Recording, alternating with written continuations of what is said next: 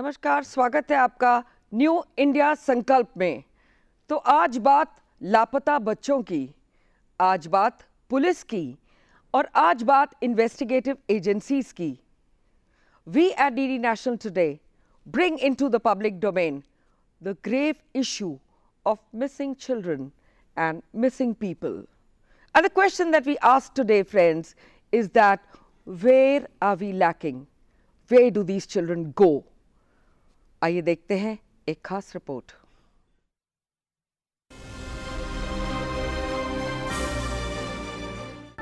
दिल्ली से रोजाना तकरीबन 18 बच्चे गायब हो जाते हैं। आधे बच्चे वापस लौट नहीं पाते। हैरानी है कि गायब बच्चों में 55% लड़कियां होती हैं। शिकायत पुलिस तक पहुंचती है, कुछ कोशिशें सफल होती हैं, तो कहीं बच्चों के माँ बाप ही गुनहगार ठहरा दिए जाते हैं। ये तर्क भी दिया जाता है कि किशोर किशोरियां घर से भाग जाते हैं। दिक्कत ये है कि बच्चों की सुरक्षा की गारंटी देने के लिए कोई तैयार नजर नहीं आता। बच्चे कोई वोट बैंक नहीं है और ना ही वो अपने अधिकारों के लिए गुहार लगा पाते हैं। वैसे तो बच्चों को देश का भविष्य कहा जाता है, जिनकी सुरक्षा की गारंटी हमारा दायित्व है और उनका संवैधानिक अधिकार भी। आखिर बच्चों के साथ ऐसी धोखाधड़ी कब तक? आखिर कब तक हम समाज की इस जटिल समस्या से मुंह फेरते रहेंगे?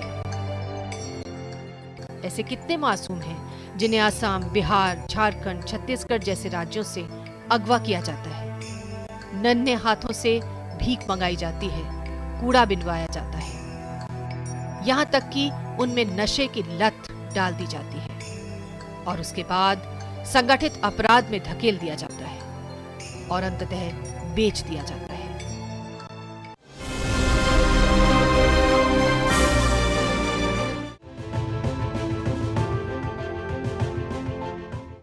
तो ये थी एक खास रिपोर्ट।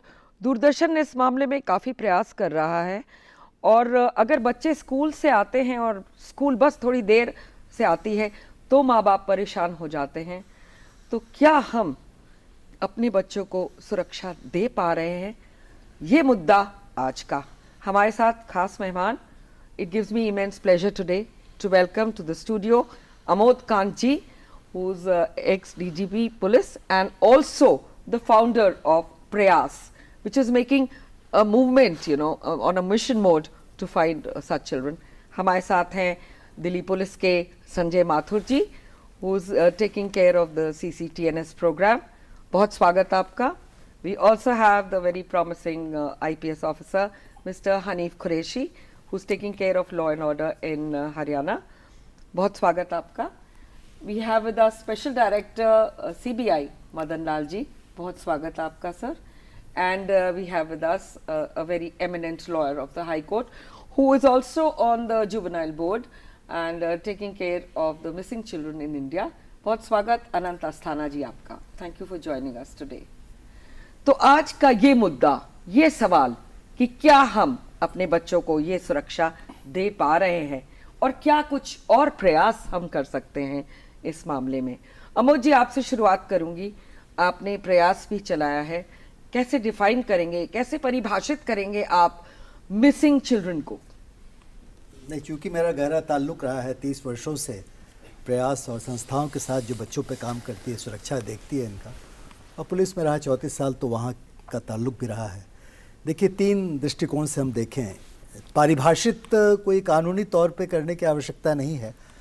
मिसिंग मतलब जो खोए हुए हैं। मिसिंग का मतलब ये होता है कि वो बच्चे जो परिवार से अलग हो गए हैं और परिवार से उनका ताल्लुक नहीं है, परिवार नहीं जानता है बच्चे कहाँ हैं, और बच्चे नहीं जानते हैं, अगर जानते भी हैं तो परिवार वापस नहीं जा सकते हैं और जाना नहीं चाहते हैं। ये स्थिति है।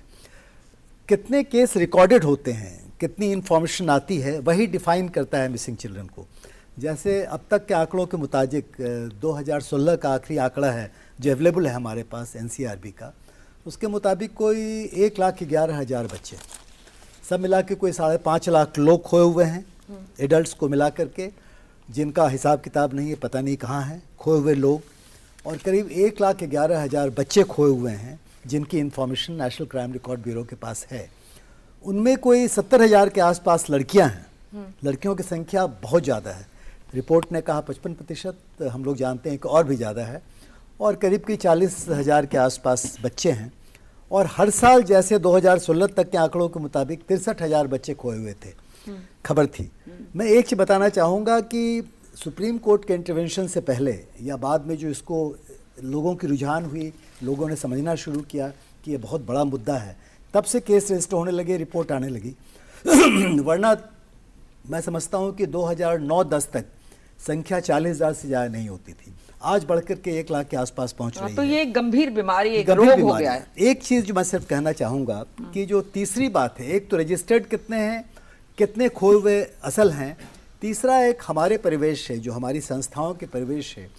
करीब करीब 1.5-2 करोड़ बच्चे भारतवर्ष में ऐसे हैं जिनका कोई हिसाब किताब नहीं है।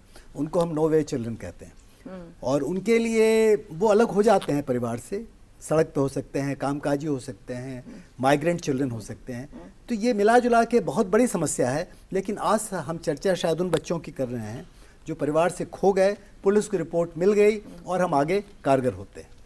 तो हम लोग कैसे इस दिशा में आगे बढ़ते हैं, किस ढंग से बच्चों को खोजते हैं, क्या तमाम बातें होती हैं, इसकी चर्चा हम कर रहे हैं आज। संजय सर, आपसे जानना चाहूंगी क्या डेटा है कि आप CCTNS में हैं, तो आप जैसा सर ने बताया कि NCRB का जो डेटा है वो बताता है कि करीब 1,11,000 के करीब बच्चे मिसिंग है 2016 में। उनमें से केवल 55,944 बच्चों को ही रिकवर करा जा सका। और जो उनमें से जो लड़कियां हैं वो करीब 70,000 के करीब लड़कियां जो मिसिंग थी, उनमें से केवल 35,000 girls were recovered. Almost 50% was the recover percentage. ये तो आंकड़ा है। लेकिन NCRB शुरू से ही इस बात को लेकर प्रयासरत है कि जो मिसिंग पर्सन्स हैं उनको कैसे रीयूनाइट करा जाए अपनी फैमिलीज़ के साथ। तो इसके चलते हुए एक तलाश करके एक सॉफ्टवेयर 1997 से आरंभ करा गया था, एक तलाश सॉफ्टवेयर, जिसमें सभी मिसिंग चिल्ड्रन, मिसिंग पर्सन्स और अनआइडेंटिफाइड डेड बॉडीज़, उनकी इंफॉर्मेशन सभी स्टेट से इकट्ठा करके उस सॉफ्टवेयर में डाली जाती थी और try to match whether any missing person matching with the unidentified dead bodies. अब ये सॉफ्टवेयर जो है CCTNS का नाम आपने सुना होगा, crime and criminal tracking networking system. CCTNS में मिसिंग पर्सन्स, UIDB जो अनआइडेंटिफाइड डेड बॉडीज, उनके लिए अलग अलग फॉर्म्स हैं। और देश के करीब 15,000 से ज़्यादा थानों में CCTNS को लागू कर दिया गया है और सभी थाने एक नेटवर्क में जुड़ गए हैं। तो सबसे बड़ी समस्या जो पहले थी कि इंफॉर्मेशन का जो एक्सचेंज है अबाउट मिसिंग पर्सन या जो UIDB या अनआइडेंटिफाइड फाउंड पर्सन, वो बड़ा मुश्किल होता था। मतलब within district it was difficult, within state it was more difficult. थी जो छोटी थी। तो exchange of information was by word of mouth और by distributing the pamphlets within certain area. अब with the CCTNS, the information exchange is very faster. Not only within the district, not only within the state, a police person sitting in a police station can search the nationwide data about missing person. लेकिन अभी ये है कि अभी parameterise search है, कि अभी कोई ऐसी एल्गोरिथम नहीं है कि जो कि ऑटोमेटिक मैच कर दे डेटा को। So we are trying to introduce some artificial intelligence to harness this big data which has been collected on CCTNS platform, so that alerts can be generated to match a missing person identification is matched with some unidentified dead person in some other police station area और unidentified found person। कई बार जो है unidentified found persons होते हैं जो कि इनका पता नहीं होता, वो बता नहीं पाते कि कौन है। तो we are trying to do that। तो NGOs का भी एक बड़ा रोल है इसमें, शेल्टर होम्स का भी, एनजीओ का, उसकी बात करेंगे सर। हनीफ सर, आपसे जानना चाहूंगी, आज का अगर दौर देखा जाए, टेक्नोलॉजी इतनी एडवांस हो गई है, देयर इज इंस्टा है, सोशल मीडिया पे इतने प्लेटफॉर्म्स है, क्राउड फायर है, there so many other things that we can go to for locating a child. अगर उसकी FIR दर्ज हुई हो और उसकी पिक्चर हुई हो, जो हर जगह फ्लोट करी जा सकती है, आप क्या कहना चाहेंगे, किस तरह आप इसे देखते हैं? देखिए, पहली बात तो ये है कि that is true, we have a lot of technology, but then behind the technology there is a person sitting. तो पहला सवाल तो ये है कि इस प्रॉब्लम की रिकग्निशन, तो हमारे देश में मैं समझता हूँ बहुत सालों के बाद इस बात की सीरियसनेस को पहचाना जाने लगा कि ये भी एक बहुत गंभीर समस्या है। It's become an epidemic of kinds 2004 में पहली बार NHRC ने एक्शन रिसर्च एक टीम जिनकी रिपोर्ट आई, शंकर सेन साहब, PM नायर साहब ने वो बनाई कि मिसिंग चिल्ड्रन है और दूसरी तरफ ट्रैफिकिंग है, ये लिंक्ड है आपस में। मिसिंग बच्चे होना एक बात है, लेकिन उनको किस किस कामों में लगाया जाता है, सेक्स ट्रैफिक के लिए चाहे बेगिंग के लिए, ये दोनों प्रॉब्लम्स लिंक्ड हैं। फिर सुप्रीम कोर्ट की जजमेंट्स आई कि भाई FIR दर्ज करनी होगी, क्योंकि जो पहले डेली डायरी में एंट्री होती थी उसकी मियाद पुलिस स्टेशन में 2 साल ही है, उसके बाद वो डिस्ट्रॉय हो जाता है रिकॉर्ड। लेकिन जब से FIR दर्ज होने लगी, एक परमानेंट रिकॉर्ड बनने लग गया, जैसे सर ने बताया कि ये संख्या अब पहले से बहुत ज़्यादा हुई है, because now the record is being created. तो ये तो एक अच्छी बात है। अब सवाल ये है कि मिनिस्ट्री ऑफ होम अफेयर्स ने भी एक स्टैंडर्ड ऑपरेटिंग प्रोसीजर की एडवाइजरीज इशू की है स्टेट्स को कि जब भी आपके पास ये रिपोर्ट आती है तो आप फला काम करेंगे, जैसे आपने बताया सोशल मीडिया यूज़ करेंगे, ह्यू एंड क्राई नोटिस देंगे, अनआइडेंटिफाइड डेड बॉडीज़ में सर्च करेंगे, ये तो SOP दे दिया। लेकिन मुझे लगता है कि कमी वहाँ पर है कि क्या जो स्टेक होल्डर्स हैं वो सब अपने अपने काम कर रहे हैं। जिस तरह सुप्रीम कोर्ट की एडवाइजरीज हैं या होम मिनिस्ट्री की एडवाइजरीज हैं, वहाँ पे कुछ कमी है। और क्या ये सिर्फ एक संस्था का काम है, क्या ये हमारी सिर्फ पुलिस का काम है, क्या इसके अंदर चाइल्ड प्रोटेक्शन कमिटीज़ का क्या रोल है, समाज का क्या रोल है, शेल्टर होम्स का क्या रोल है, टीचर्स, पेरेंट्स, स्कूल्स, उनका क्या रोल है। तो ये सब मॉनिटरिंग मैकेनिज्म और कम्युनिटी में इसकी अवेयरनेस, ये सारे मुद्दे जुड़े हुए हैं। अभी हमें इस स्टेज के ऊपर काम करने की आवश्यकता है, ऐसा मुझे लगता है। बिल्कुल। अस्थाना जी, आपसे जानना चाहूंगी, आप लीगली इसके बारे में क्या कहेंगे कि सुप्रीम कोर्ट क्या कहता है और इम्प्लीमेंटेशन में कहाँ कमी है? कहीं तो कमी है ही, उसे तो हम सब स्वीकार रहे हैं। देखिए, कई तरह की कमियां हैं जिनका संज्ञान अदालतों ने लिया। सबसे पहली समस्या थी कि नॉन कॉग्निजेबल रिपोर्ट करती थी और उस पर कोई व्यक्ति काम नहीं करता था। उस समस्या का निदान किया दिल्ली हाई कोर्ट ने 2009-10 में, और 2012 में सुप्रीम कोर्ट ने उसी बात को कहा कि अब FIR करिए। FIR के पीछे मंतव्य ये है कि अब उस पर एक डेडिकेटेड पुलिस ऑफिसर निगरानी रख रहा है उस केस पर। तो कुछ हद तक रिपोर्टिंग बढ़ी, अब जानकारी हो गई। अब वर्तमान समय की समस्या ये है कि अलग अलग विभाग जैसे MHA और ministry of women and child development, दोनों के अपने अलग अलग प्रोग्राम हैं। पुलिस अपना तलाश पोर्टल चलाता है, वो खोया पाया चलाते हैं, FWCD खोया पाया चलाते हैं, और साथ में ट्रैक द मिसिंग चाइल्ड चलाते हैं। इतने सारे पोर्टल हैं।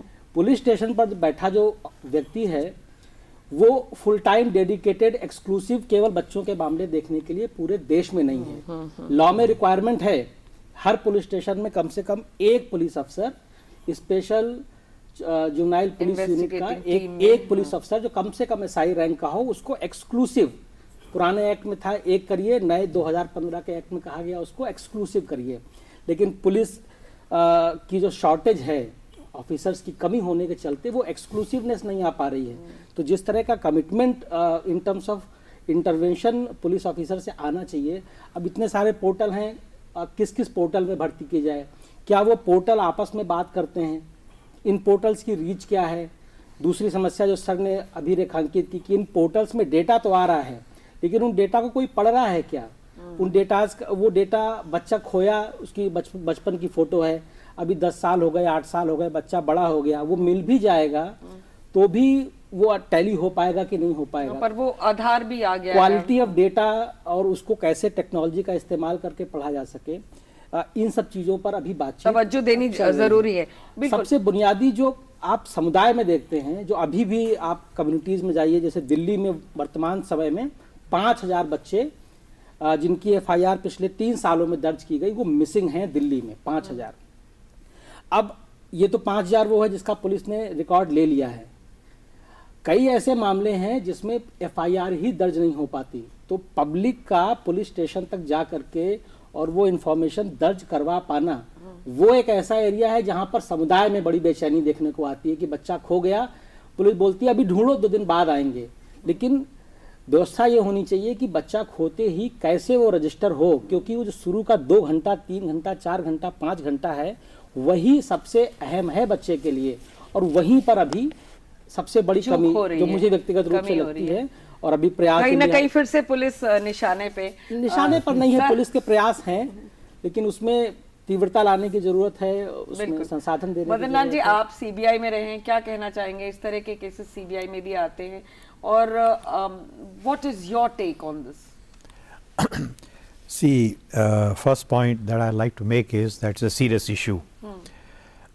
Amod ji and Ms. Mathur has already told us that more than 5 lakh people go missing everywhere in the country. Out of them, 1,11,000 are only children. Now, recovery percentage of men of grown-ups is about 40%, but fortunately, recovery percentage of children of less than 18 years is about 50%. Now, here I would like to add that as per data published by NCRB, the percentage of recovery varies from state to state. The lowest recovery percentage is that of Orissa. Only 10% children are recovered. West Bengal only 31%, UP only 36%, Jharkhand only 32%, and so on and so forth. The highest recovery of children is in Gujarat, 62%, followed by Andhra Pradesh, 57%. Overall, what I am saying is there is a serious issue, and it has attracted the attention of the Supreme Court of India and other courts from time to time. The most comprehensive judgment passed by the Supreme Court in this matter is Horilal versus Commissioner of Police. This was this judgment came in 2002.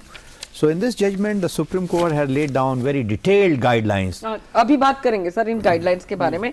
पहले मैं sir आपसे जानना चाहूंगी, जैसे इन्होंने कहा, क्या कहते हैं आंकड़े स्टेट वाइज जो हम एनालिसिस कर सकते हैं झारखंड का एंड सच स्टेट उड़ीसा का, उसमें ये देखा जाएगा कि जो आदिवासी ट्राइबल एरियाज है वहां पे ज्यादा ढूंढा ढांडी भी नहीं होती, शोर भी नहीं होता और बच्चे मिलते भी नहीं है। क्या वो बच्चे आकर्षित होते हैं इस तरह के शहरों में और छोटे कस्बों में जब people walk into their lives with modern technology? क्या चीज है इस ट्राइबल एरिया में कि बच्चे यहाँ ज्यादा घूमते हैं? नहीं, आपने ये जो इंटरप्रिटेशन दिया, जो अभी आंकड़े बता रहे थे शर्मा जी, तो उनसे तो ये दोनों बात सोची जा सकती है। एक तरफ तो सोचा जा सकता है कि कुछ इलाकों से बच्चे ज़्यादा जाते हैं और जाने के बाद कोशिश नहीं होती है कि उनको वापस लाया जाए और वो काम में लग जाते हैं बहुत बार। जैसे कि आपने झारखंड की बात कही कि उड़ीसा की बात भी आप देख रहे हैं, बच्चे बहुत बड़ी संख्या में यहाँ से निकलते हैं। बुनियादी तौर पे क्या वहाँ गरीबी ज्यादा है? हाँ, गरीबी है। हाँ। गरीबी जो गरीबी से पीड़ित इलाके हैं वो ज़्यादा चांसेस हैं कि वहाँ बच्चे जाए खोएं, वहाँ के बच्चे नहीं मिलें, वहाँ के बच्चे जो हैं कम उनमें उनकी रिकवरी हो। ये भी एक बात है जिसकी चर्चा हम कर रहे हैं। लेकिन अगर आपने ये पूछा तो मैं और कहना चाहूँगा कि देखिए, ये समस्या बहुत सारी चीज़ों से जुड़ी हुई है। अभी बातचीत से ये बात निकली, बच्चों की सुरक्षा की बात और अलग अलग अपराधों से जुड़ी हुई बात, जैसे कि बहुत बड़ी संख्या में चाइल्ड बेगर्स हैं, बहुत बड़ी संख्या में बच्चे शिकार हैं ह्यूमन ट्रैफिकिंग के, तस्करी के, और ये जुड़ी हुई बातें हैं, तमाम बातें। और अभी जिसकी चर्चा हम लोगों ने की कि एक तरफ खोया पाया है, मिनिस्ट्री ऑफ लेबर के पास एक और पोर्टल है पेंसिल के नाम से, उनके पास भी है, और इस ढंग से वो अलग अलग पोर्टल्स ये वो सारे चल रहे हैं।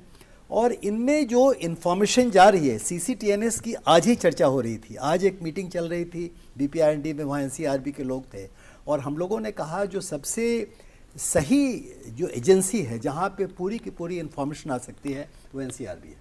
नेशनल क्राइम रिकॉर्ड्स ब्यूरो के पास एक बहुत बड़ा एक नेटवर्क है, यानी तमाम पुलिस स्टेशन, तमाम डिस्ट्रिक्ट, स्टेट से पूरी बात छिन करके वहाँ आती है। इसलिए ये लोगों को स्वीकार कर लेना चाहिए, सबों को, चाहे वो ministry of women and child development हो, होम मिनिस्ट्री हो, लेबर मिनिस्ट्री हो, पूरे कंट्री में जो चाइल्ड वेलफेयर कमेटी हैं, पूरे देश में जो होम्स हैं, करीब करीब 9,000 होम्स हैं और 9,000 होम्स में 3 लाख के आसपास बच्चे पाए जाते हैं। उनमें बहुत बड़ी संख्या बच्चे ऐसे हैं जो खोए हुए बच्चे हैं, परिवार से मिलते नहीं हैं। इन तमाम जो पूरी की पूरी इन्फॉर्मेशन है और जो एक बच्चों की बहुत बड़ी जमात है जो जुवेनाइल जस्टिस एक्ट में उनको कहते हैं children in need of care and protection, CNCP children, उनकी इन्फॉर्मेशन भी हमारे पोर्टल पे आनी चाहिए, उनकी इन्फॉर्मेशन हमारे डेटा बैंक में आनी चाहिए। जब ये पूरी की पूरी इन्फॉर्मेशन आएगी तब हमको मालूम होगा कि ये समस्या है क्या, कितनी बड़ी है और कैसे इसका समाधान करें। तो नेशनल पोर्टल एक बड़ा होना चाहिए जिसमें तमाम पोर्टल्स कनेक्ट हों, पूरी की इन्फॉर्मेशन आए, और तब जाकर के जो सिस्टम हमने अडॉप्ट किया है, देखिए सिस्टम सारे के सारे आ रहे हैं, फेशियल रिकग्निशन से लेकर के आधार कार्ड, और इसके अलावा बहुत सारे तरीके हैं जिनसे कि टेक्नोलॉजी का इस्तेमाल भी आपने चर्चा की। इन तमाम चीज़ों से बच्चों को तलाशा जा रहा है, तलाशने की कोशिश हो रही है। लेकिन अभी जो स्थिति सामने आती है, देश में 32 लाख ऑर्गेनाइजेशन। सर, आप पुलिस से एक छोटा सा सवाल मैं आपसे यहाँ पूछूंगी कि अगर पुलिस इन बच्चों को नहीं पकड़ सकती तो अपराधियों को कैसे पकड़ेगी? आपने आधार कार्ड की बात की, तो अगर आधार कार्ड में बच्चे का बायोमेट्रिक है तो फिर कहाँ चूक हो रही है? देखिए, पुलिस ये सही है जो आप कह रही हैं। अभी अनंत ने जब रेफर किया और शर्मा जी ने बताया सुप्रीम कोर्ट के जजमेंट के बारे में, मैंने पहले भी कहा था कि सुप्रीम कोर्ट के इंटरवेंशन के पहले पूरी संख्या 40,000 से ज़्यादा नहीं थी, आज ये संख्या 1 लाख के आसपास हो रही है। पुलिस ने इन्वेस्टिगेशन पहले नहीं की, जब जाकर के ये पुलिस पे पाबंदी हुई कि भाई आप इसको अपराध मान के चलो, किडनैपिंग मान के चलो, फिर इन्वेस्टिगेशन शुरू हुई और रिकवरी भी होती है। मैं एक ज़माने में थोड़े समय तक 3 साल तक दिल्ली कमीशन चाइल्ड राइट्स का मैं चेयरमैन था। उस ज़माने में हाई कोर्ट ने हम पे जोर लगाया कि आप बच्चों को खोजो। 2800 बच्चे मिसिंग थे, और मैं आपको बताऊं कि 2000 बच्चे रिकवर हो गए। दिल्ली पुलिस ने ही रिकवर कर लिया उन बच्चों में से जो समय तक रिकवर नहीं हुए थे। इन्वेस्टिगेशन किया उन लोगों ने, पीछे पड़े और रिकवरी हुई। संभव है। देखिए, बच्चों को रिकवर किया जा सकता है। फिर अनंत ने एक बात फिर कही कि जैसे कितने समय में आप इंफॉर्मेशन देते हैं, जैसे बच्चे खोते हैं ये कार्रवाई तुरंत होनी चाहिए। बिल्कुल, हर मिनट हर घंटा उनके लिए बहुत इंपॉर्टेंट बिल्कुल। होता है। और यहीं पे हम बातचीत का सिलसिला जारी रखेंगे। यहीं पे हम लेते हैं एक छोटा सा ब्रेक। आप कहीं मत जाइएगा, देखते रहिए डीडी नेशनल न्यू इंडिया संकल्प।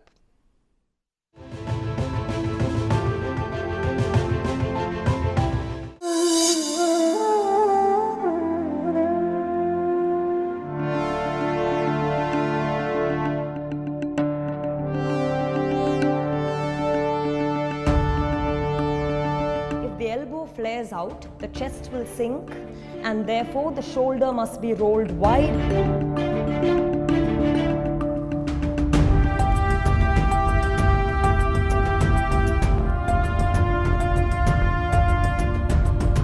Practitioner has to churn the body. Pelvis has to open, therefore the knee has to open. Asanas are practiced in an in-depth and highly aligned manner.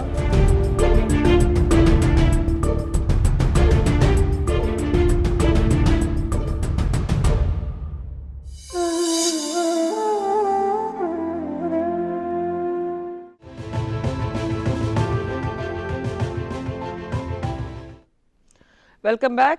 आप देख रहे हैं न्यू इंडिया संकल्प। हम चर्चा कर रहे हैं आज missing people and children and the role of police in the same. अगर हम दिल्ली की बात करें सर, तो अगर महानगरों की भी बात की जाए तो दिल्ली में जो आंकड़े हैं वो 30,000 के करीब बच्चे लापता होते हैं एक साल की फिगर्स को देखें तो इसमें आप क्या कहना चाहेंगे? Because it's an alarming figure and it has become an epidemic. तो क्या कुछ कर रही है दिल्ली सरकार या क्या कुछ कर रही है दिल्ली पुलिस, अगर पुलिस की बात की जाए, इनको ढूंढने के लिए? Since you are at the helm of affairs. No, I am not in Delhi Police. I am in National Crime Records Bureau, so I can talk about data and the technology which we are implementing for helping police in finding out the missing children. तो जैसे मैं पहले बता रहा था कि तलाश और CCTV के बारे में, और जैसा अभी सर ने बताया कि डेटाबेसेस को इंटीग्रेट करने की ज़रूरत है।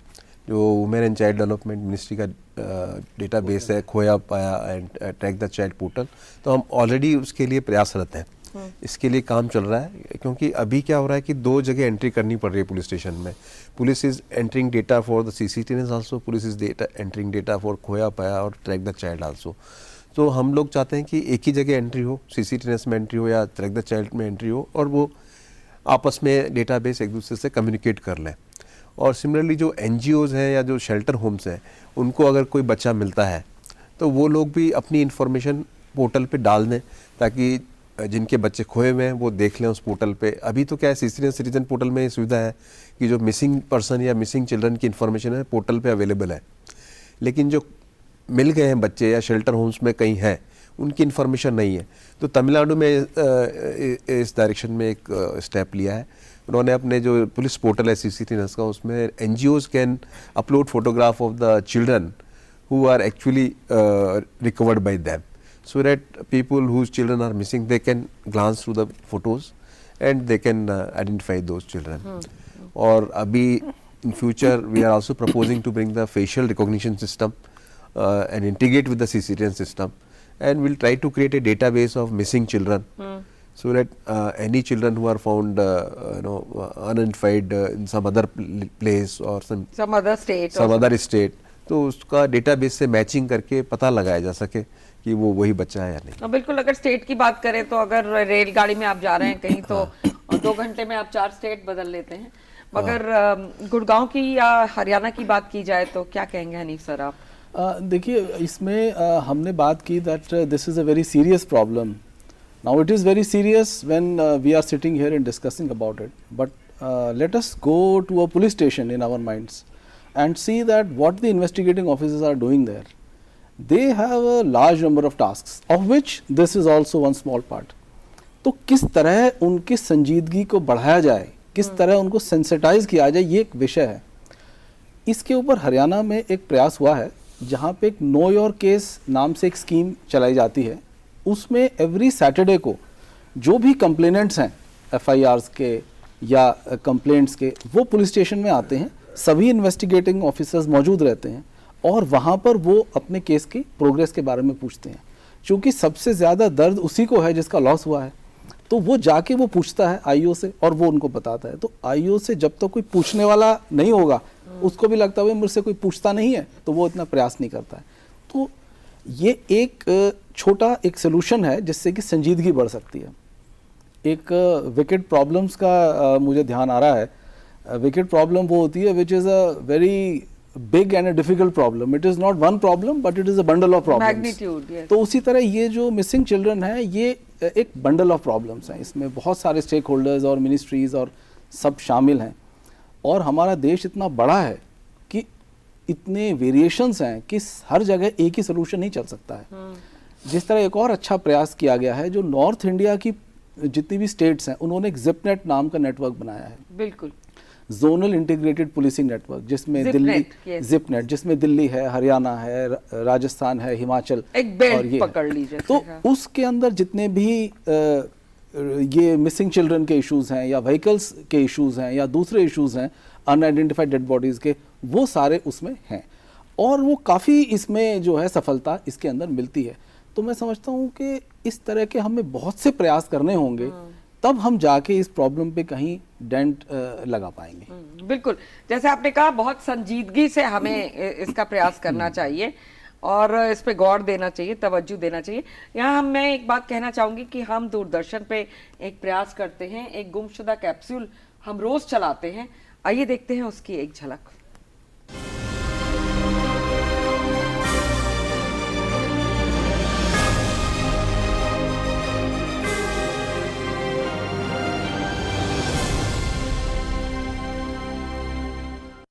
आप भी पा सकते हैं संतोष बिछड़ों को मिलाने का. कोशिश करके तो देखिए. ये तस्वीर है रीना देवी की. उम्र 22 वर्ष, कद 5 फुट, रंग गोरा, शरीर मजबूत है. ये 12 जून 2018 से गुरुग्राम, हरियाणा से लापता हैं.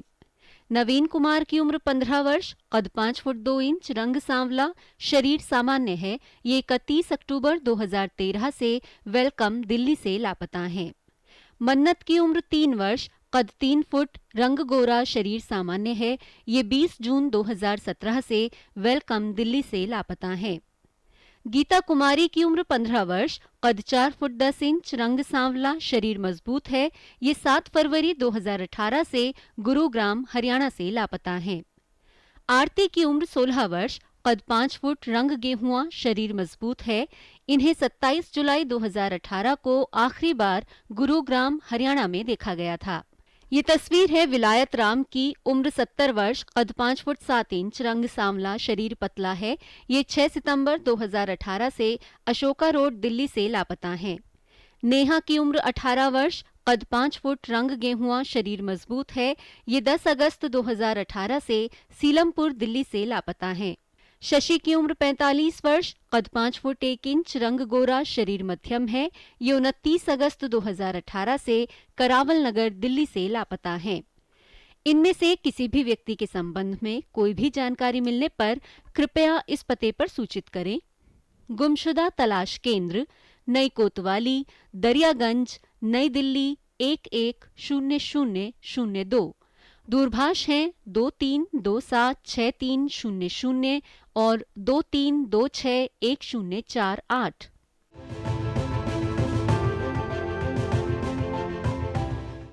Welcome back. तो ये थी एक खास रिपोर्ट दूरदर्शन की, एक प्रयास गुमशुदा व्यक्तियों को ढूंढने का जो दूरदर्शन रोज करता है। आज कुछ डेटा मेरे पास भी ऐसा ही है। These two people were missing from the very vicinity of our premises, very close to the office. तो मैं ये जरूर डिस्कस करना चाहूंगी। And here is Shrimati Sulakshana Narula, wife of Sunil Kumar Narula, age 57 years, height about 5 feet, and even though FIR was lodged on 13/1/18, she's been missing since 30th of September 2018 from PS Tilak Nagar area, Delhi at 6 PM. तो ये बहुत पास के area में, और जैसे हम बात कर रहे थे फ्रॉम एफ्लुएंट हाउसेस भी केसेस होते हैं, अच्छे घरों से भी लोग गायब होते हैं, किडनैप होते हैं। तो एक ये मामला है जिसमें इंटरस्टेट सेल क्राइम ब्रांच को अब ये केस समर्पित हुआ है। तो इसके बारे में आपसे फिर जानकारी लेंगे। और अभी तक काफी एफर्ट्स किए गए हैं इनको ढूंढने के लिए, but as of now no trace. जो दूसरा मामला है हमारे सामने वो है आदित्य का। And Aditya was aged 17 years when he went missing from his home, very close to our office at Asia House at from Kasturba Gandhi Marg, New Delhi, on the 24th of October. And you can see Aditya's pictures flashing on our screens now. Student of the very prestigious St. Columbus School, New Delhi, a class 12th student from the commerce stream. Wheatish complexion, 5 feet 10 inches tall, soft spoken, fluent in both Hindi and English, wearing the same set of clothes, and it's been 5 years. It's almost as if the boy has vanished in thin air. From the medium and from this program, we'd like to ask the entire nation to cooperate and let us know if any information is available about these two people as well. In addition to that, 47 people की तो हम रोज गुमशुदा campaign चला ही रहे हैं दूरदर्शन पे। और आज हमारे साथ जुड़ी हैं आदित्य की मदर अनिला जी, जिन्होंने एक रिट पिटिशन, आपसे बात करूंगी मैं इसके बारे में सर, अस्थाना जी, इन्होंने एक रिट पिटिशन फाइल किया था सुप्रीम कोर्ट में। नमस्ते अनिला जी, बहुत स्वागत आपका। Actually, I had filed a writ petition in the Supreme Court, and we had asked for. I had seen the investigations at very close quarters, and I felt that one of the most drawback in the whole thing is that you don't have a centralized mechanism for the country. बिल्कुल जैसे ही कह रहे हैं। Yes, ma'am. One typical case in Punjab I can cite that a 14-year-old boy went missing, and a few weeks later the adjacent police station, his dead body was burned as unidentified. So this I saw in a very popular serial called the Crime Patrol, and what they say is the दाएं हाथ को पता नहीं है बाएं हाथ क्या करता है. So from this, the most important lacuna in the whole thing is that you don't have a centralized mechanism for the whole country. बिल्कुल, मैं आपकी बात से सहमत हूँ। And thank you so much for sharing your views here today. And we hope that we manage to find Aditya very soon. Thank you so much, Anila ji. मैं आपसे जानना चाहूँगी अस्ताना जी, जैसे इन्होंने कहा we do not have a centralized mechanism for locating these children. Forget about finding them and reuniting them with their families. We do not have that mechanism. इसके बारे में क्या प्रयास आपको लगता है होना चाहिए as a lawyer dealing with such issues on a daily basis? देखिए एक बात तो निकल करके आई, प्रयास हर तरफ से हैं, लेकिन सबके अपने अपने प्रयास हैं, तो सारे प्रयासों को एकीकृत करने की ज़रूरत है। इस पर बहुत बात हुई है। कोई चाहता है कि हम जिपनेट ही चलाएंगे, कोई चाहता है कि हम ट्रैक द मिसिंग चाइल्ड ही चलाएंगे, और सालों हो गए हैं इस पर बात करते हुए, समाधान अभी तक निकल नहीं पा रहा है। कोर्ट भी परेशान है कि कैसे ये सारी एजेंसीज को, सरकार के ही अलग अलग मंत्रालय विभागों को कैसे हम तैयार करें कि वो एक साझा मंच इस्तेमाल करें। CCTNS का ट्रैक द मिसिंग चाइल्ड के साथ इंटीग्रेशन, मुझे याद है 5 साल पहले भी हम बात करते थे, 4 साल पहले भी कोर्टों में एफिडेविट आते थे कि हम इंटीग्रेशन कर रहे हैं, और उसमें टेक्नोलॉजिकल इश्यूज आते थे कि इंटीग्रेशन हो नहीं पा रहा है। एक महत्वपूर्ण बात, 2 चीज़ें जो मैं कहूँगा, जो हैबियस कॉर्पस के केसेस हम लोग दिल्ली हाई कोर्ट में करते हैं, ऐसा क्या होता है कि हैबियस कॉर्पस पिटीशन, बंदी प्रत्यक्षीकरण याचिका, उसकी सफलता रेट इतना हाई क्यों है? 70%, 80% हैबियस कॉर्पस दाखिल होते ही बच्चे मिल जाते हैं। इसका मतलब हाई कोर्ट में अगर आपने हैबियस कॉर्पस लगाई और जब हाई कोर्ट आईओ को कोर्ट में खड़ा करके, SHO को, DCP को खड़ा करके पूछता है कि इस केस में बच्चा रिकवर क्यों नहीं हुआ, तो वो प्रयास कैसे घनीभूत हो जाते हैं और कैसे सफलता का रेट हैबियस कॉर्पस में हमेशा इतना हाई रहता है, वो मैं खुद अपने आप से पूछता हूँ कि ऐसा जादू क्या है हैबियस कॉर्पस में? क्यों आपको एक कोड चाहिए बोलने के लिए कि गंभीरता लाओ? तो कहीं ना कहीं प्राथमिकता। दूसरा विषय, ये जो बच्चे खोए हुए हैं, ये असल में ये बच्चे किसी न किसी ने पकड़ रखे हैं, किसी ने किडनैप कर रखा है और कोई उनकी हेल्प कर रहा है। धंधा चला दिया, एक अनरजिस्टर्ड इलीगल होम रख लिया, लोगों से चंदे लिए। इसीलिए 2015 में जब JJ एक्ट आया तो 2 बड़े प्रावधान किए गए। कोई भी व्यक्ति बच्चों के लिए मदद के लिए संस्था बिना सरकार से रजिस्ट्रेशन लिए नहीं चलाएगा, क्योंकि इलीगल हैं। सरकार को पता नहीं है कि अस्थाना जी ने एक होम चला रखा है, उसमें 20 बच्चे रखे हैं। अब वो 20 बच्चे ना सरकार को पता है ना वो सिस्टम में है, उनकी मदद हो रही है, उनको मैं खाना खिला रहा हूँ, कपड़े पहना रहा हूँ और चैरिटी कर रहा हूँ, लेकिन वो 20 बच्चों के माँ बाप अलग अलग राज्यों में और पुलिस वहाँ की परेशान है। एक प्रयास मंत्रालय के स्तर पर ये हुआ, कोई भी संस्था देश में बिना रजिस्ट्रेशन के चलेगी तो उस संस्था को चलाने वाला व्यक्ति 6 महीने के लिए जेल जाएगा। तो ये एक क्रिमिनल प्रोविजन है। इस प्रोविजन का इस्तेमाल करके देश में संस्थाओं को बाध्य किया जा रहा है कि आप रजिस्ट्रेशन जरूर करिए। रजिस्ट्रेशन का परिणाम ये है, हर रजिस्टर्ड संस्था track the missing child portal पर हर बच्चे का डिटेल तुरंत अपलोड करेगी।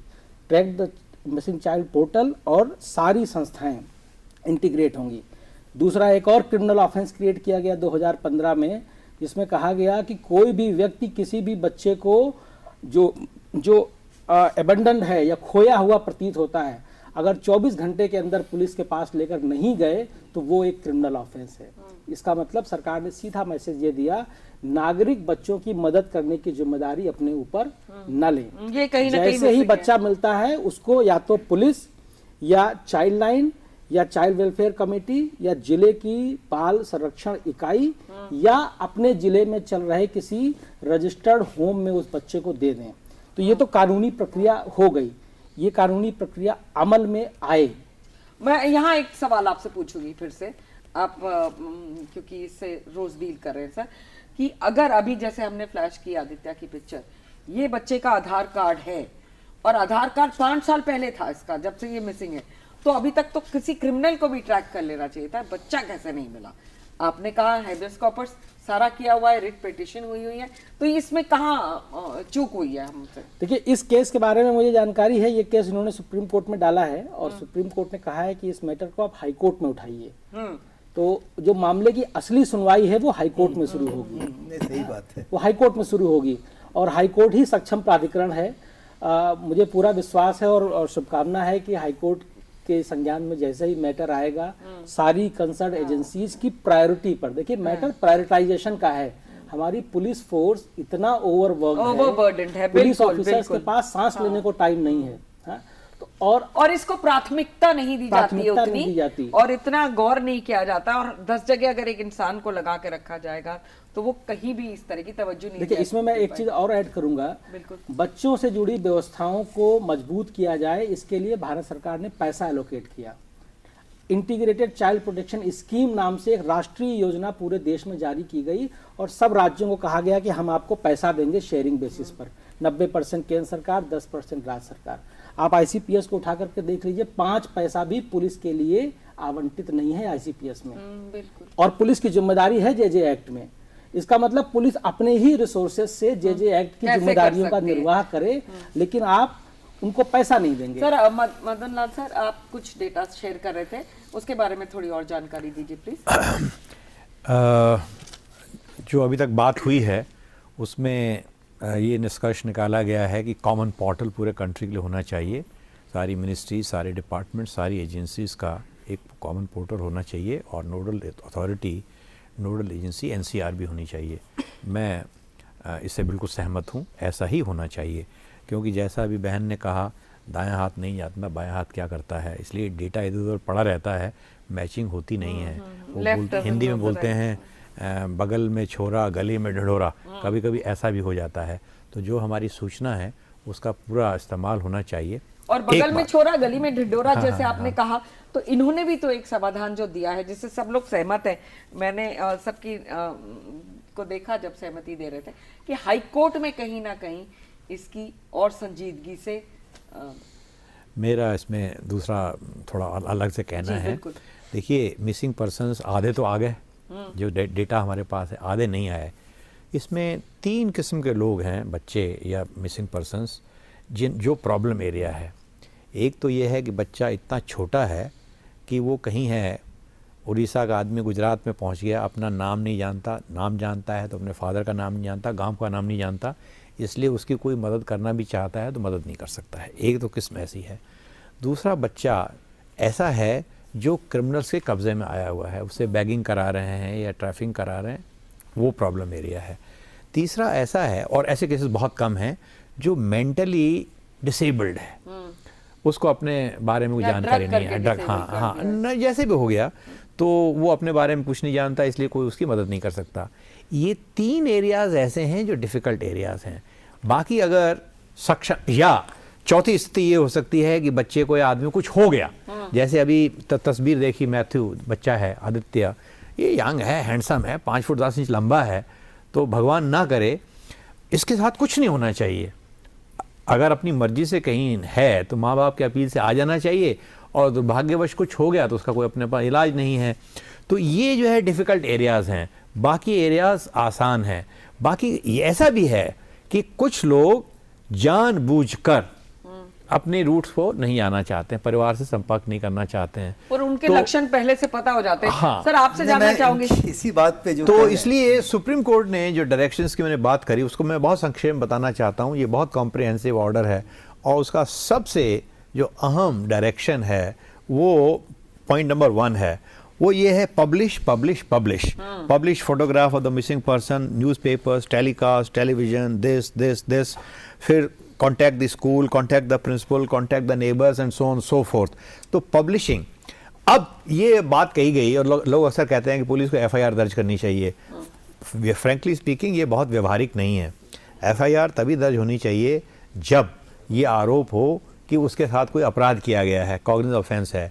मेरा सुझाव इसमें यह है, जो ज़्यादा प्रैक्टिकेबल है और सब पुलिस वालों को पसंद आएगा, कि जैसे अपना एफआईआर होता है ऐसे ही एक नया रजिस्टर खोल देना चाहिए, क्योंकि संख्या बहुत बड़ी हो गई, 5 लाख हो गए, 5 लाख से ज़्यादा हो गए, मिसिंग पर्सन्स रजिस्टर, MPR, और उसमें सिर्फ वही हो और कुछ ना हो, एफआईआर की तरह उसको दर्ज किया जाए, परमानेंट रिकॉर्ड हो, और जितना डेटा उस मिसिंग पर्सन या बच्चे के बारे में है, चाहे वो उसके बायोमेट्रिक इंफॉर्मेशन है, चाहे उसका राशन कार्ड नंबर है, चाहे उसका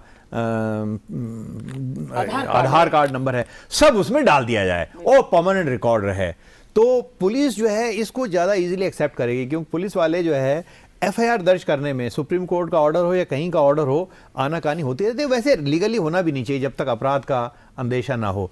तो एक तो बस मोटे रूप से 2 चीज़ें कहना चाहता हूँ कि पहला, centralisation of the portal, and second, missing person register ये खोलने की ज़रूरत है। और जब रजिस्टर बन जाएगा तो पुलिस की संवेदनशीलता अपने आप बढ़ेगी, क्योंकि अकाउंटेबिलिटी बढ़ेगी। जब सुपरवाइजरी ऑफिसर रजिस्टर को देखेंगे तो उनको पता चलेगा।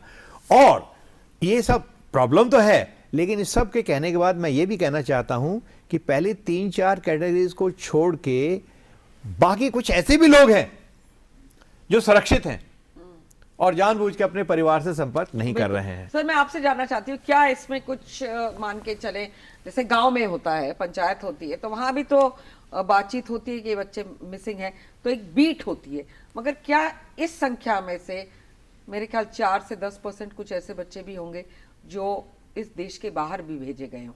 आपका क्या मानना है? नहीं, बच्चे बाहर गए हैं, बच्चे बाहर जाते हैं, संख्या अब कम है, क्योंकि वो पहले जिस ढंग से बच्चे जाया करते थे वो रास्ते काफ़ी हद तक बंद हो चुके हैं, लेकिन फिर भी बच्चे आते हैं। भारतवर्ष में नेपाल का काफ़ी आवागमन है, बांग्लादेश का काफ़ी आवागमन है, पाकिस्तान से कम होता है, समुद्र के रास्ते से बच्चे नहीं जा पाते हैं ज़्यादा, लेकिन ये समस्या है वैसे। लेकिन जो अभी चर्चा चल रही थी, मैं थोड़ा बताना चाहूँगा, दिल्ली शहर में कोई 3500 से लेकर 4000 लोग को क्रिमेट कर दिया जाता है, बॉडी डिस्पोज ऑफ कर दिया जाता है अनआइडेंटिफाइड डेड बॉडी के तौर पे, आपको पता होगा। अभी दिल्ली में शायद देश का सबसे बड़ा कार्यक्रम है होमलेस के लिए, और यहाँ पे कोई 265 शेल्टर्स हैं, चूँकि हम लोग उसमें से 25-30 चलाते हैं शेल्टर्स, 5000 होमलेस मेरे साथ रहते हैं प्रयास के साथ। तो हम देख रहे हैं कि करीब करीब 25,000 होमलेस, और उनसे मेरा बहुत गहरा ताल्लुक़ है। मैं जाता हूँ, मिलता हूँ, बात करता हूँ, चूँकि हमारे सुपरविज़न में। मैं आपको बता दूँ कि उसमें बहुत बड़ी संख्या में होमलेस ऐसे हैं जो जानबूझ करके वो बने हुए हैं अनजान, वो नहीं जाना चाहते हैं परिवार में वापस। आप समझ रहे हैं मेरी बात? तो वो एक अजीब स्थिति है, वो भी एक है उनके साथ है मेरे ख्याल, जिनके परिवार में बिल्कुल भी फैसिलिटीज नहीं है, बद से बदतर है। बहुत बड़ा कारण है आज जिस स्थिति में है, गरीबी बहुत बड़ा कारण, वो लोगों को जाहिर नहीं करना चाहते हैं जो स्थिति है। लेकिन इन तमाम चीज़ों को मिलाने में जैसे कि यहाँ एक कोई कंसेंसस नज़र आ रहा है हमको कि एक single portal, single communication channel बनना चाहिए। हम लोग चाइल्ड हेल्पलाइन को भूल रहे हैं। हम चाइल्ड हेल्पलाइन की बात करेंगे सर। बहुत बड़ी चीज़ है। जितने भी बच्चे आज करीब करीब धीरे धीरे इतना बढ़ चुका है। मैंने पुलिस कंट्रोल रूम देखा पुलिस ऑफिसर की हैसियत से, और चाइल्ड लाइन प्रयास में ही शुरू हुआ 20 साल पहले, और अभी देश में करीब करीब 450 चाइल्ड लाइन है। चाइल्ड हेल्पलाइन बहुत ही कारगर है, बहुत कारगर है। लाखों की संख्या में इंफॉर्मेशन आते हैं चाइल्ड हेल्पलाइन में, खोए बच्चों की संख्या भी हजारों हजार में आती है। 1098 एक बहुत कारगर चीज़ है। बिल्कुल, हम यहाँ गुजारिश करेंगे सबसे कि चाइल्ड हेल्पलाइन नंबर का 1098 का आप ज़रूर उसे डायल करें और ढूंढने में हमारी मदद करें। और यहीं पे हम लेते हैं एक छोटा सा ब्रेक, आप कहीं मत जाइएगा, देखते रहिए डीडी नेशनल न्यू इंडिया संकल्प।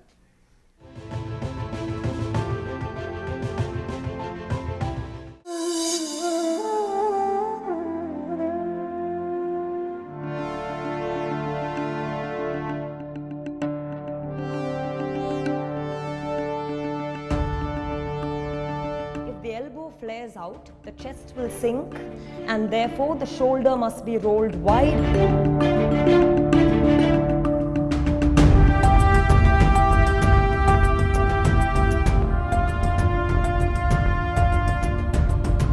Practitioner has to churn the body. Pelvis has to open, therefore the knee has to open. Asanas are practiced in an in-depth and highly aligned manner.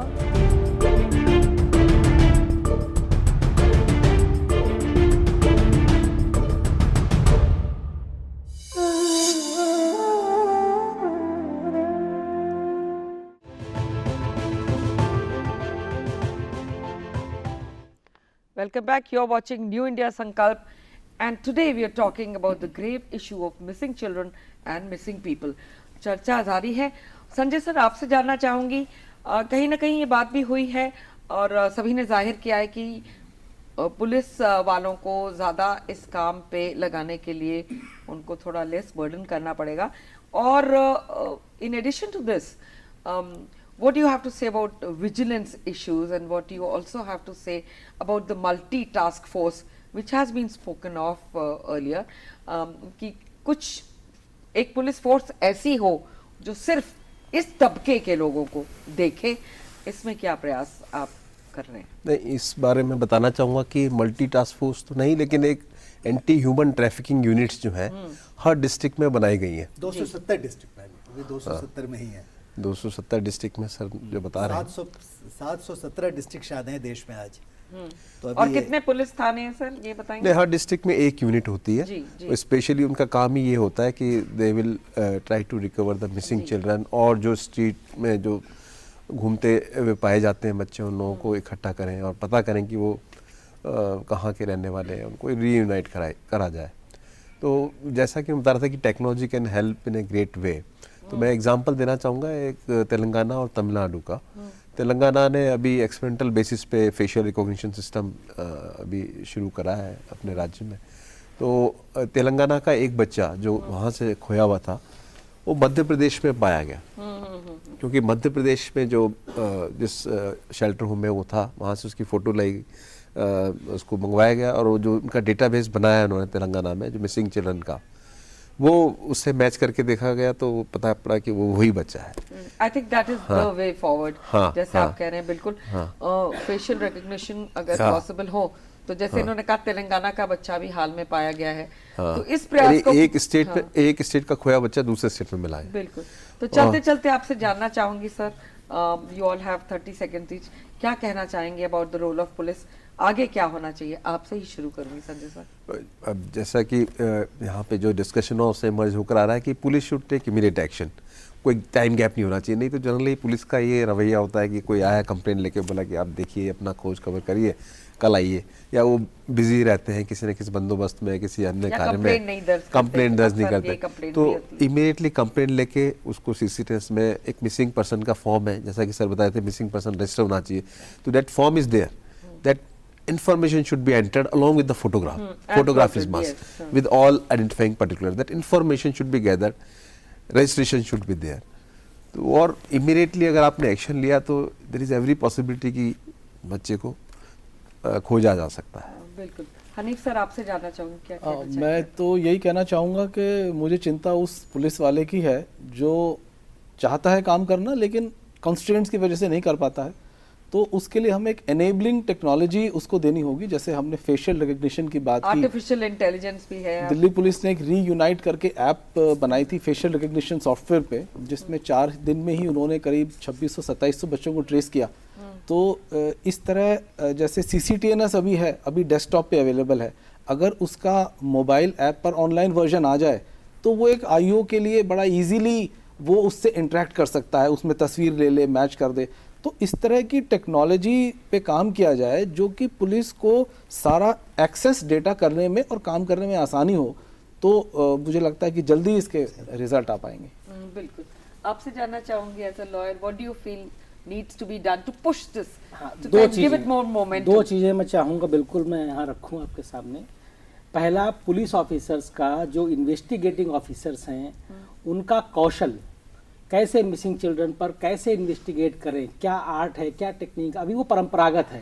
Delhi high court में भी मुकदमा चला, वहाँ justice हिमा कोहली ने ये बात point out की कि 18 साल तक के बच्चे हैं, उसमें 5 वर्ष की या 6 महीने की बच्ची को खोने के लिए वो इन्वेस्टिगेटिंग टेक्निक नहीं हो सकती जो 16 साल की बच्ची के लिए है।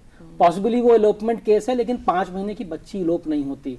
तो हमारे जो इन्वेस्टिगेटिंग ऑफिसर्स हैं उनको एज स्पेसिफिक इन्वेस्टिगेशन किया जाए। दूसरा, जो हमारे SOPs बना रखे हैं ministry of women and child development ने, वो देखिए वो जेनरिक हैं।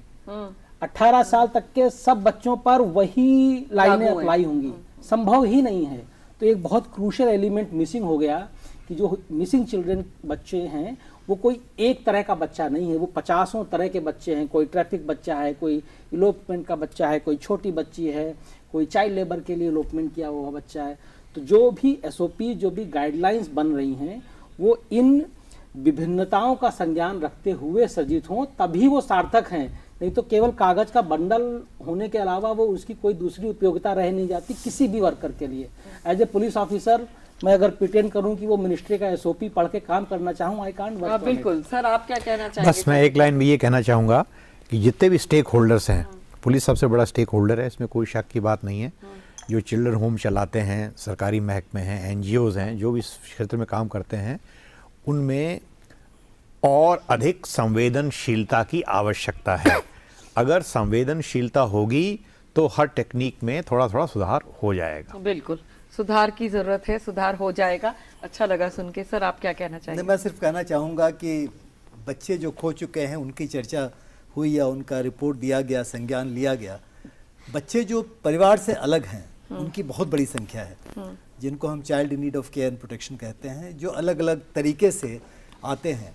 तो उनकी डेटा बैंक तो उनकी भी होनी चाहिए, सिर्फ उनकी नहीं होनी चाहिए जो खो चुके हैं, उनकी डेटा बैंक होनी चाहिए जो कि परिवार के साथ है ही नहीं। और ये इन्फॉर्मेशन हमारे पास है, ये इन्फॉर्मेशन कहीं ना कहीं बहुत बड़े पैमाने पे फैली हुई है। उसको इकट्ठा करने की जिम्मेवारी वो तभी संभव है जबकि तमाम सरकारी महकमे वो एक प्लेटफॉर्म पे आ जाएं, जिसको हम लोगों ने स्वीकार किया है, और सारे वॉलंटरी ऑर्गेनाइजेशन, स्टेक होल्डर्स एक जगह आ सके। उनका आना असंभव नहीं है, सरकार ये कर सकती है, ये संभव है। बिल्कुल। और इसी के साथ हमने ये निष्कर्ष निकाला कि हमें इसको और संजीदगी से इस पे गौर करना पड़ेगा, तभी ये मिसिंग बच्चे अपने माँ बाप से मिल पाएंगे। और मैं आप सभी का तहे दिल से शुक्रिया अदा करती हूँ यहाँ आने के लिए आज। Thank you so much for joining us today. Thank you. Thank you. And to all our viewers, let us, on a priority base and on a mission mode, help, each of us help in finding such children and such missing people and reuniting them with their families. And on that note, many thanks for watching. Namaskar.